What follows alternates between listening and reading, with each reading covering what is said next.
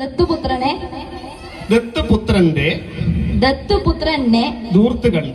ദൂർത്ത് കണ്ട് മൂത്ത പുത്രൻ കയർത്തു.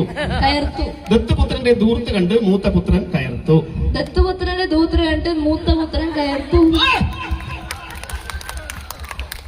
5 പ്രാവശ്യം പറഞ്ഞു. 1 2 3 4. ദത്തുപുത്രന്റെ ദൂർത്ത് കണ്ട് മൂത്രപുത്രൻ ദൂർത്ത്. അങ്ങനെയാ പറയാ? അങ്ങനെ പറയുന്നത്. ദത്തുപുത്രന്റെ ദൂർത്ത് കണ്ട് മൂത്ത പുത്രൻ, മറ്റേ ത്രായല്ല, കണക്കാവൂല. ആണോ? അങ്ങനെ ആവില്ല നമുക്ക് ചോദിക്കാൻ പറ്റില്ല. ഞാൻ പറയട്ടെ, എന്താ സാറ് പറയുന്നത് എന്താണെന്നറിയോ?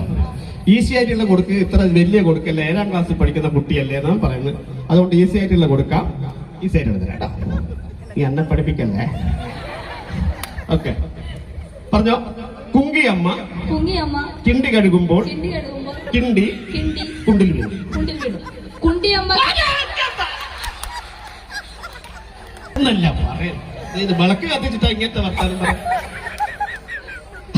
ഓക്കെ, എല്ലാവർക്കും ഒന്നും പറയാൻ കഴിയില്ലപ്പാ, തന്നെയാണ്.